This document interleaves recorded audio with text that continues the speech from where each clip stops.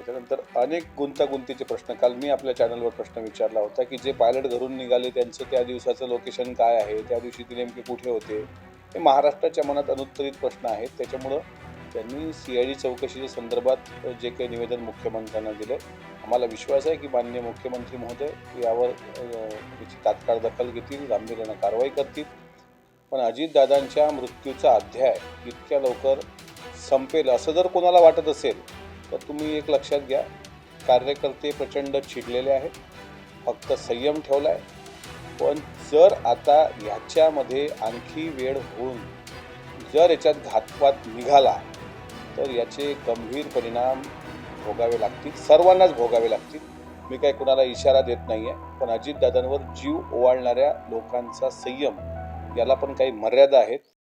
आणि खरोखर तर ही मागणी प्रत्येक राष्ट्रवादी काँग्रेस पक्षाच्या कार्यकर्त्याची आहे. आज आदरणीय सुनेत्रा वहिनींच्या अध्यक्षतेखाली जे शिष्टमंडळ माननीय मुख्यमंत्री महोदयांना भेटलं, त्यामागचं कारण एकच आहे की आता ब्लॅक बॉक्स रिकवर करायला विदेशात पाठवल्या जाण्याचं काल सांगण्यात आलं.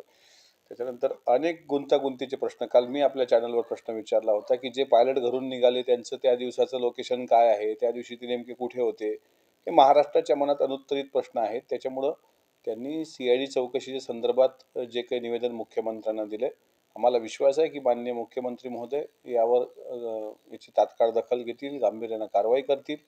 आणि कारवाईला डिले होता कामा नये, कारण आता कार्यकर्त्यांचा संयम सुटतोय.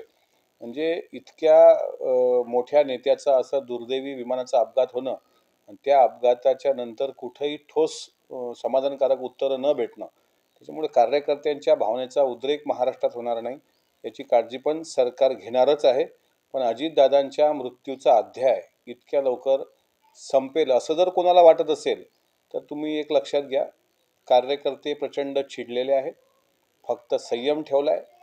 पण जर आता ह्याच्यामध्ये आणखी वेळ होऊन जर याच्यात घातपात निघाला तर याचे गंभीर परिणाम भोगावे लागतील, सर्वांनाच भोगावे लागतील. मी काही कुणाला इशारा देत नाहीये, पण अजितदादांवर जीव ओवाळणाऱ्या लोकांचा संयम याला पण काही मर्यादा आहेत. तो संयम सुटू नये याची काळजी सरकारने पण घ्यावी. आणि मला असं वाटते, मी सरकारमध्ये आहो तरी सरकारला विनंती करतोय, कारण मी स्वतः माननीय मुख्यमंत्र्यांना मागच्या मंगळवारी स्वतः मी भेटलोय, पण त्या पत्रावर अद्यापही कुठं उत्तर आलेलं नाही, काय झालं त्या पत्राचं. दुसरं, माझ्या प्रदेशच्या अध्यक्षांना आणि राष्ट्रीय कार्याध्यक्षांना पण मी पत्रव्यवहार केला आहे की मला यांची भेट घ्यायची आहे, केंद्रीय गृहमंत्री अमित शहाजींची. त्यावर सुद्धा अद्याप उत्तर भेटलेलं नाही. म्हणजे राष्ट्रवादी काँग्रेस पक्षाचा आमदार हा भाग वेगळा, पण विधिमंडळाचा सदस्य म्हणून माझ्या पत्राला जर काही किंमत नसेल तर याबद्दल सुद्धा मी खेद आणि नाराजी व्यक्त करतो.